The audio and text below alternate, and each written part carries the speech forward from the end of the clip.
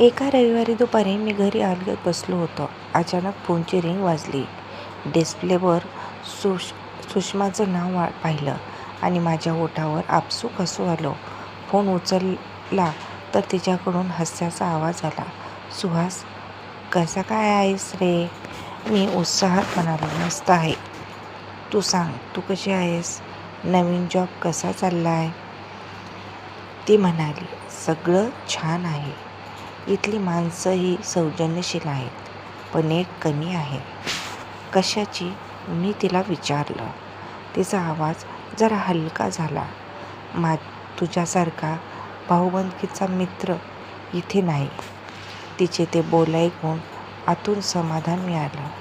मी लगेच म्हणालो, अगं एवढ्यावर काय, फोन करायचा आणि मी इथेच आहे ना तुझ्यासाठी.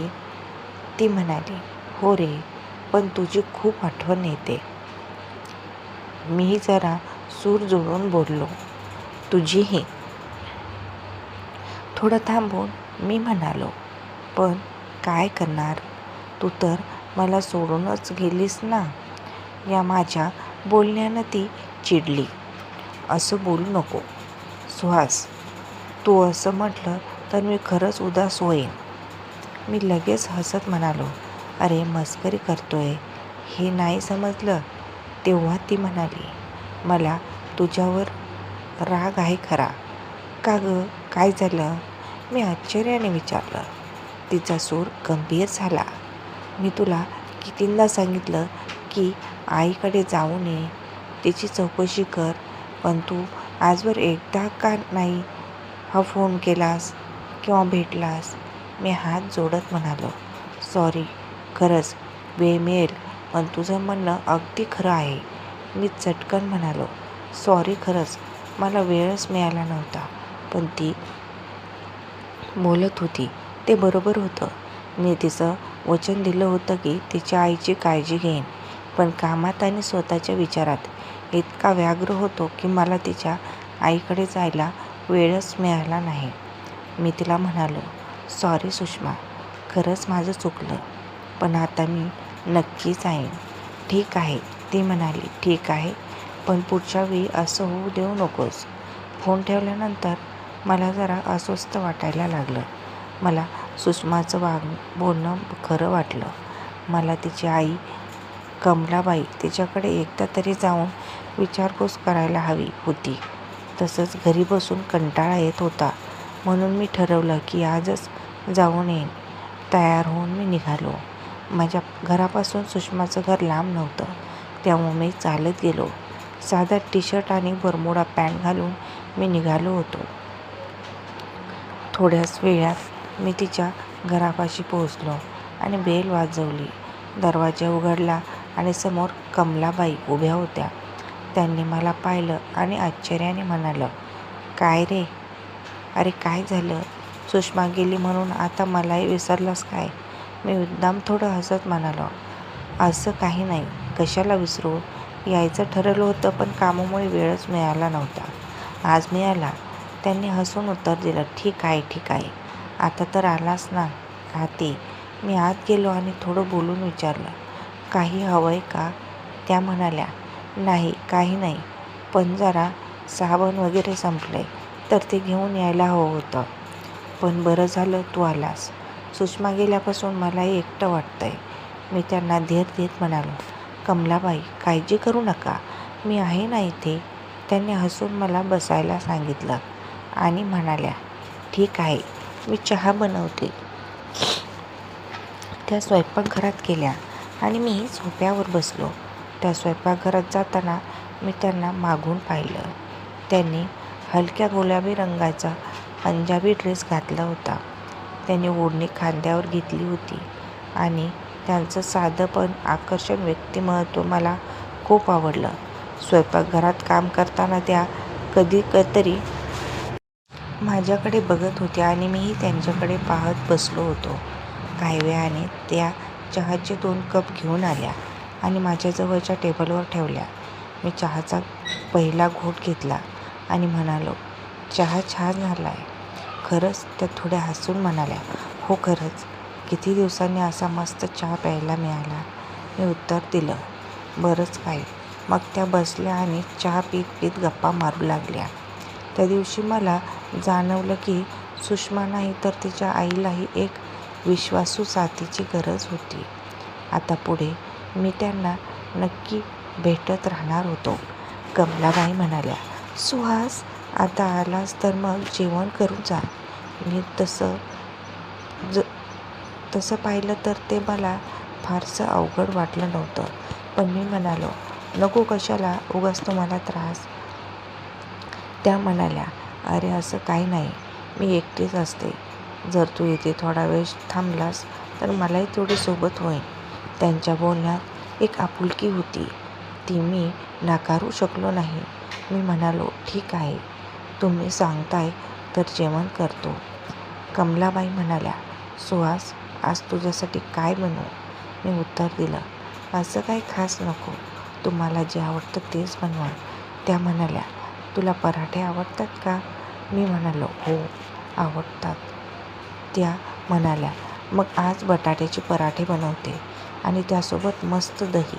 मी हसत उत्तर दिलं, ठीक आहे, चालेल. कमलाबाई स्वयंपाकघरात गेल्या आणि मी हॉलमध्ये TV बघत बसलो. त्यांचं घर तसं साधं होतं, पण तिथल्या वातावरणात अगदी प्रसन्नता होती. अधूनमधून माझं लक्ष त्यांचं स्वयंपाक बनवण्याकडे जात होतं. ते एकट्या स्वयंपाकघरात काम करत होत्या, पण त्यांच्या चेहऱ्यावरचा उत्साह स्पष्ट दिसत होता. अर्ध्या तासाने त्यांनी बटाट्याचे पराठे बनवून घेतले. आता 5 वाजले होते. कमलाबाई म्हणाल्या, सुहास, अजून तुला भूक लागली नाही का? मी म्हणालो, नाही, अजून इतकी भूक लागली नाही. त्या म्हणाल्या, ठीक आहे, मग थोड्या वेळाने आपण खाऊया. मी त्यांच्यासोबत बसलो आणि आम्ही दोघं मिळून TV वर कोई मिल गया चित्रपट बघायला लागलो. चित्रपट बघता बघता वेळ कसा गेला कळलाच नाही. आम्ही अधूनमधून गप्पाही मारत होतो. त्या चित्रपटातील दृश्य बघून दोघं हसत होतो. कधी कधी त्या त्यांच्या जुन्या आठवणी सांगत होत्या. रात्रीचे 8 वाजले होते. मी म्हणालो, ठीक आहे, आता जेवायचं का काकू? त्यांनी लगेच उत्तर दिलं, काय झालं? तुम्ही मला काकू का म्हणलात? मी थोडं गोंधळून गेलो. का? आवडलं नाही का तुम्हाला? त्या हसत म्हणाल्या, मला कमला म्हण तरी चालेल. मी तसं उत्तर दिलं, ठीक आहे, मग आता तुम्हाला कमला म्हणतो. त्याच्या चेहऱ्यावर एक गोड हास्य पसरलं आणि मग आम्ही दोघं जेवायला बसलो. बटाट्याचे पराठे आणि दही इतके मस्त होते की मी त्यांचं मनापासून कौतुक केलं. मी म्हणालो, खरंच कमला, पराठे खूप छान झाले. त्या हसत म्हणाल्या, थँक्यू सुहास. जेवण झाल्यावर आता रात्रीचे 9 वाजले होते. मी उठलो आणि म्हणालो, ठीक आहे, मग आता मी निघतो. त्या विचारात पडल्या, उद्या कुठे जाणार आहेस? मी उत्तर दिलं, उद्या रविवार, मी कुठे जाणार, घरीच असेल. त्या म्हणाल्या, ठीक आहे, मग उद्या संध्याकाळी ये, तुझ्याशी बोलायला मज्जा येते. मी म्हणालो, ठीक आहे, आणि मग त्यांचा निरोप घेऊन घरी परतलो.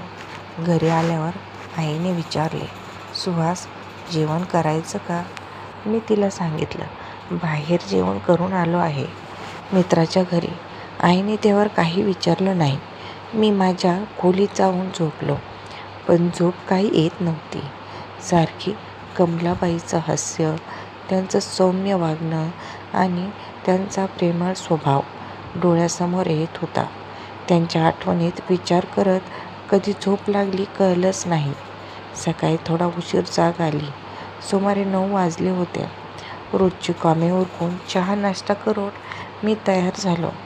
आईला सांगितलं, आई, मी बाहेर जात आहे, थोडा वेळ लागेल. आई म्हणाली, ठीक आहे सुहास, पण वेळ झाल्यावर परत ये. मी थोडं बाहेर पडलो आणि सरळ कमलाबाईच्या घरी जाण्याचा ठराव केला. त्यांच्या घरासमोर काही भाजी विक्रेते होते, म्हणून मी थोडी भाजी घेतली आणि त्यांच्या घरी गेलो. दुसऱ्या दिवशी सकाळी कमलाबाईच्या घरी गेलो. दरवाजाची बेल वाजवली, पण कोणी उत्तर दिलं नाही. थोडा वेळ थांबलो, तरी काही आवाज आला नाही. मग दरवाजा थोडा उघडा होता म्हणून मी आत शिरलो. मी आवाज दिला, कमला कुठे आहेस? तेव्हा आतून आवाज आला, मी बाथरूममध्ये आहे, आंघोळ करते आहे. मी म्हणालो, ठीक आहे, तू निवांत आंघोळ करून ये. मी हॉलमध्ये सोफ्यावर बसलो आणि थोडं इकडे तिकडे बघू लागलो. पंखा बंद होता, त्यामुळे बाथरूममधून आंघोळीचा आवाज हळूहळू कानावर पडत होता. काही वेळाने कमलाने बाहेर आल्या. त्यांनी जांभळ्या रंगाची साडी नेसली होती आणि त्यावर बेज रंगाचा ब्लाऊज घातला होता. त्या दिसायला खूपच सुंदर दिसत होत्या. त्यांचे ओले केस मागे बांधले होते आणि केसामधलं थोडं पाणी त्यांच्या खांद्यावर थेंब थेंब गळत होतं.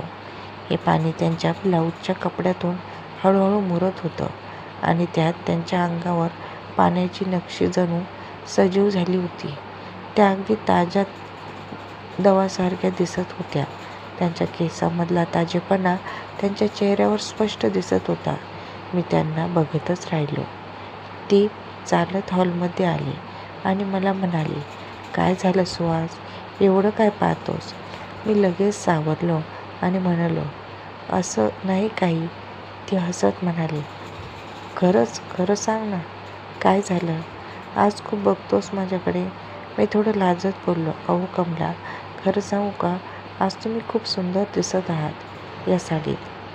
ती म्हणाली, मस्करी करतोस की काय? मी हसून बोललो, नाही गं, खरंच सांगतो, चेष्टा नाही. ती थोडी लाजून म्हणाली, थँक्यू सुहास. चहा घेशील का? हो, झालाय चहा. मी उत्तर दिलं, हो माझाही झालाय. बरं झालं, मग आपण थोडं बोलूया. थोड्या वेळाने ती स्वयंपाकघरात गेली. मी अजूनही तिथे बसलो होतो आणि मधून तिच्याकडे बघत होतो. काही वेळाने तिने स्वयंपाक पूर्ण केला आणि मग मला म्हणाली, सुहास, आजही जेवण करून जा, मी तुझ्यासाठी खास बनवलं आहे. थोड्या वेळाने आम्ही दोघे जेवायला बसलो. कमलाबाईंनी बनवलेला स्वयंपाक खूप छान झाला होता. मी तिचं मनापासून कौतुक केलं. ती हसून म्हणाली, आता जेवण झालं, पण तू काही करू नकोस. आज आपण मस्तपैकी चित्रपट बघूया. आवडेल ना माझ्यासोबत बघायला? मी आनंदाने उत्तर दिलं, हो, नक्की आवडेल. मी सोफ्यावर आरामात बसलो होतो आणि कमला घरचं काम उरकत होती. ती भांडी आवरत होती आणि मग झाडू घेऊन हॉलमध्ये आली. ती झाडू मारताना खाली वाकली. तिच्या साडीचा पदर थोडा बाजूला झाला आणि त्यामुळे तिचं गोरं अंग काहीसं उघडं दिसत होतं. ती कामात गुंतली होती, पण माझं लक्ष तिच्याकडे स्पष्टपणे होतं. मी बघत होतो, तरी तिने कसलीही अडचण न ठेवता काम करत राहिली. थोड्या वेळाने ती झाडू मारून माझ्याजवळ येऊन बसली. आता ती माझ्या अगदी जवळ बसली होती. वातावरणात एक वेगळीच गंमत निर्माण झाली होती. तिने विचारलं, सुहास, तुझी कोणी गर्लफ्रेंड आहे का? मी थोडा गोंधळलो, मग हसत उत्तर दिलं, अजून नाही. पण का विचारतोस? ती थोडी लाजून म्हणाली, असं काही नाही, तसा विचार आला. आम्ही दोघं हसत राहिलो. मग कमलाबाईंनी मस्तपैकी एक रोमॅन्टिक चित्रपट लावला. चित्रपट बघता बघता वेळ कसा गेला कळलाच नाही. पण त्या वातावरणात आमची गोड मैत्री आणखी खोल झाली होती. नाही कोणी गर्लफ्रेंड माझी. मी थोडं हसत उत्तर दिलं.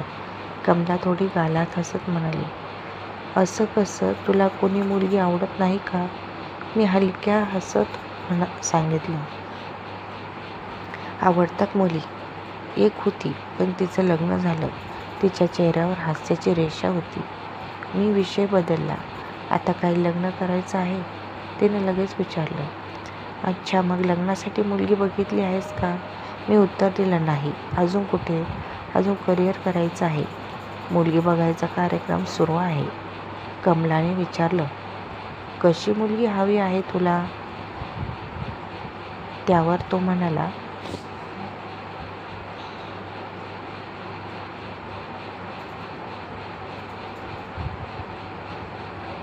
तिच्या डोळ्यात एक कुतूहल दिसत होतं. मी सरळ सांगितलं, अगदी तुमच्यासारखी. ती थोडी चकित होऊन बसली. मी म्हणालो, का मस्करी करते वाटते? नाही ग, खरं सांगतो. तुझ्यासारखी मुलगी मिळाली तर खूपच छान होईल. भाग्य उघडल्यासारखं वाटेल, मी ठामपणे बोललो. कमला थोडी लाजून म्हणाली, माझी मस्करी करतोस तू? मी तिच्या डोळ्यात बघून म्हणालो, नाही, खरंच बोलतोय.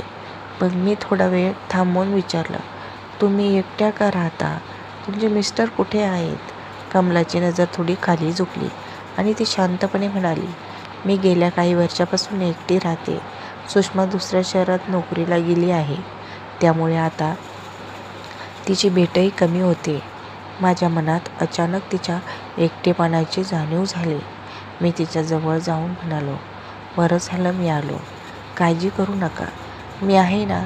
हे बोलताना तिच्या डोळ्यात थोडेसे अश्रू तरळले.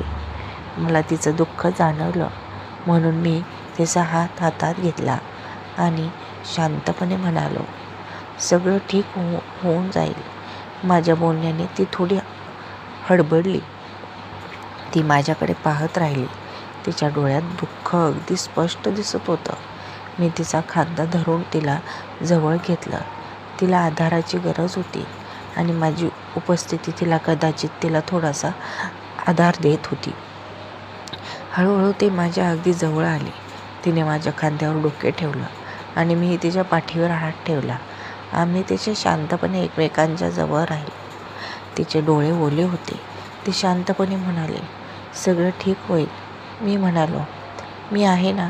त्या क्षणी तिने माझ्या पाठीवर हात ठेवला आणि आम्ही दोघेही एकमेकांच्या अगदी जवळ आलो. ती बोलली, सुहास, खूप चांगला आहेस. मी बोललो, कमला, तूही खूप चांगली आहेस. तेव्हा असं बोलताना मी तिला थोडं बाजूला केलं. आम्ही एकमेकांच्या मिठीत वेगळ्याच भावनेने गेलो. ती माझ्या चेहऱ्याकडे पाहत होती आणि मी तिच्या चेहऱ्याकडे पाहत होतो. तिचे ओठ थरथरत होते. मी तिला जवळ ओढलं आणि मला कळलंच नाही की माझे ओठ तिच्या ओठावर ठेवले. मी हळूहळू तिला प्रेम करत होतो. तीही मला काही बोलली नाही. उलट ती मला साथ देऊ लागली. हळूहळू माझे हात तिच्या पाठीवर फिरत होते. तिच्या केसांचा खूप छान वास येत होता. थोड्या वेळाने आम्ही एकमेकांना बिलगलो. मी तिला प्रेम करू लागलो.